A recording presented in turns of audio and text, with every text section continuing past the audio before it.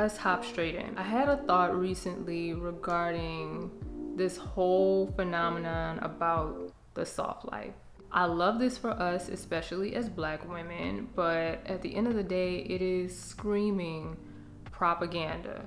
I'm watching so many people capitalize off of a lot of things regarding this whole trend right now. And yes, it is yet another trend. I did a video titled A Vision and a Life of Ease. And I know this kind of plays in a little bit to the trend of the soft life, but this is not what I meant. What I mean and what this means to me more than anything is really just women living in true purpose and allowing their lives and lifestyles, and more than that, their livelihoods to flow from a life of ease. For example, one thing I realized for me personally that God has put me in this space to do is serve. I remember thinking about when I was 33 and I talked to you guys about my Jesus year. I have a video, you can definitely check it out. In this video, I talked about that year being a year of servitude and how that word, it was just like, it's giving servant, it's giving slave. That's what it's giving. And I believe so many women, especially Black women in the workforce, especially in the corporate world, have experienced feeling like this in those spaces, because I believe a lot of us have been operating out of a place of alignment. What I really want more women to see regarding their own lives and regarding the soft life is really allowing yourself to really know what space you operate in best, and also understanding your purpose within that space. A life and a vision of ease for me is basically just doing that, operating in the space and in the place that feels most like home to me. What do I do and what comes easiest to me? What allows me to be my best self? What do I do that feels almost like breathing, but everyone tells me, you do this so well, you're so good at this, so on and so forth. Those are the things that I want to continuously do and operate in every single day. That's what the vision showed me and a life of ease showed me. A life of ease is not just spa treatments, fancy bags, cars, all of that stuff, which are great things, which are nice things to attain if this is truly what you want for your life. But what I really feel is most important is what is going to be eternal. What are things that I can pass on to the next generation that are going to allow them to live in a life of ease as well? One thing that I can tell you guys about my dream life is I don't want what I do within purpose every day to be tied to my livelihood. And what I mean is basically I don't want to operate in purpose and have to allow that to be the thing that makes money for me.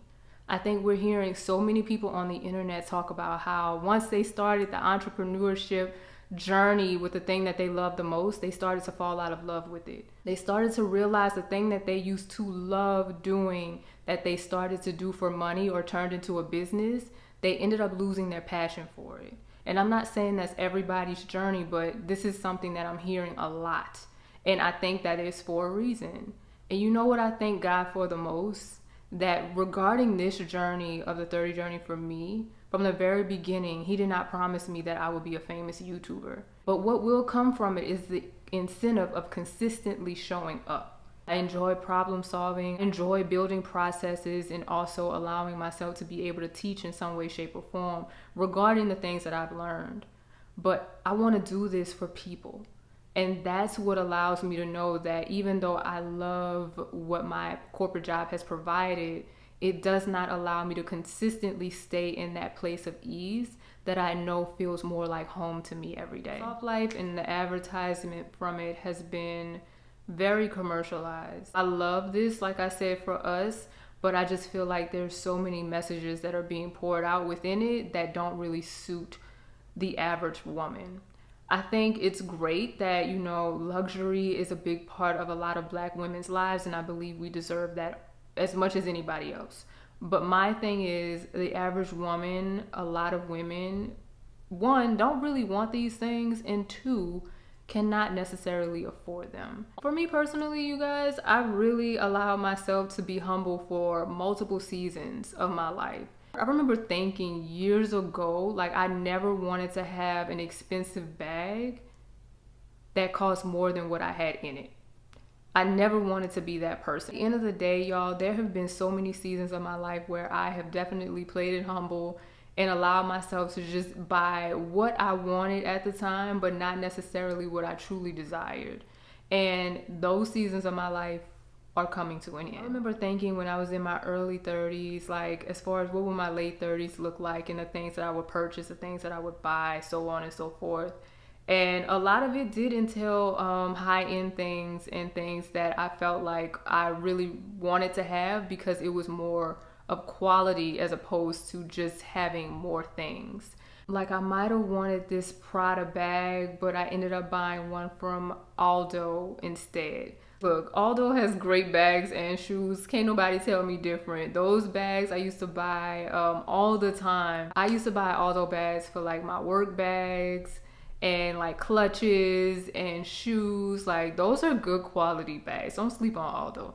But at the same time, like I know I might have wanted a Prada bag as opposed to that Aldo bag, but I settled for that Aldo bag because for one, it was still good quality and it got the job done. And also I knew that even if I did have the money for the Prada bag, it wasn't of importance at that time. I had the available balance and available credit to purchase a lot of the things that were being pushed online and also in front of our faces on social media every single day. Like I'm not going to buy something just because it's trendy, and even if you do, that's your own business. But for me personally, like I knew that season and that time of my life was going to come. Even though my life is starting to align a little bit with the whole soft life trend and all of that stuff, it's still really more so about where I am in my life and the things that are changing within this season.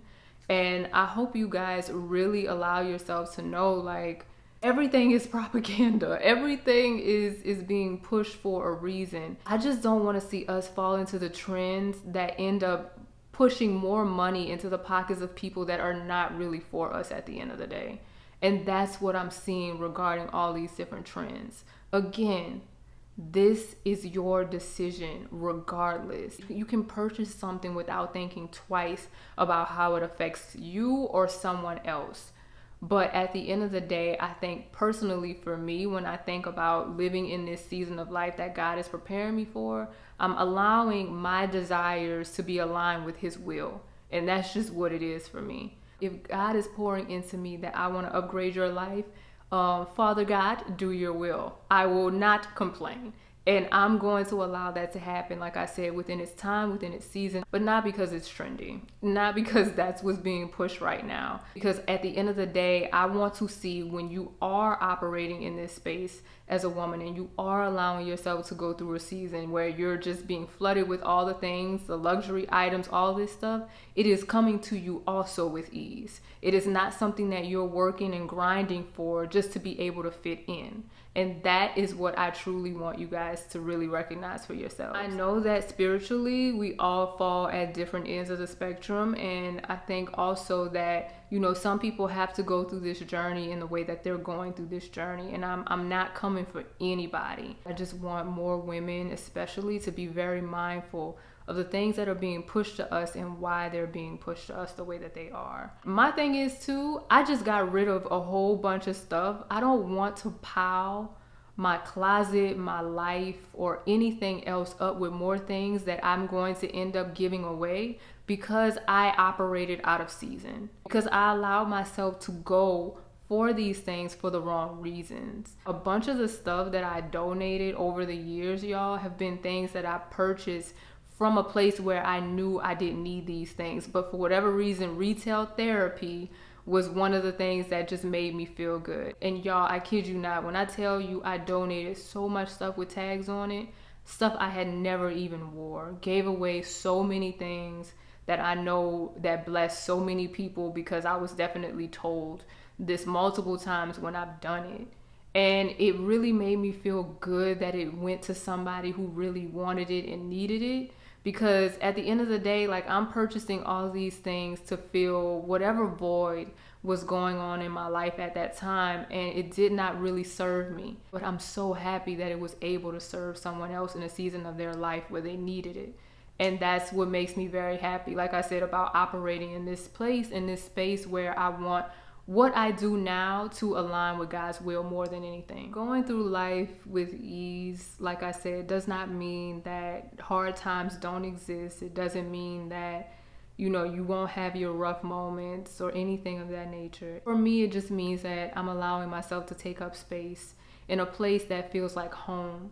And as I go through life, allowing myself to purchase things that I really desire and know that I don't have to really look at the price tag. I just want it and I buy it, and it does not hurt me. It does not feel like, you know what, I shouldn't have this, or it doesn't feel like I have to sacrifice, you know, something else for this purchase. Like, I really just want it to flow in that way. And I believe that's what God wants for me as well. So as I go into this space of operating with ease and also living the soft life and all of that stuff, I really want it to be more than anything, like I said, this entire video, aligned with God's will. Being able to be in a space where I know that I'm able to receive things that I want and things that want me feels absolutely amazing. Let me let y'all know something. I know I'm very hard on myself about a lot of things, and I say, you know, that it was hard for me to receive in certain areas of my life. I mean just that, in certain areas of my life, because in some areas of my life,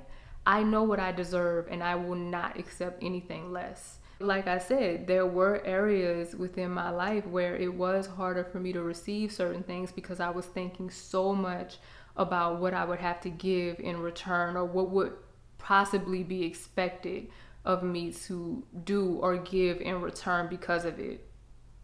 That's what I mean. And when you operate in a place of being able to be receptive and also be receptive and in a place of receiving with peace, that's when more comes to you. And when I don't have so much resistance about the things that I'm thinking about and thinking too deeply into and all of that stuff, that's when more and more flows to you. And that's what I'm experiencing. So I just want you guys, again, to be privy regarding this soft life trend and the things that are going around right now, and make sure that you are in alignment with God's will for your life, because that's going to allow you to be able to receive more blessings than anything. Oh yeah, before I go, remember, don't just live a manifested life, live a blessed life. Peace.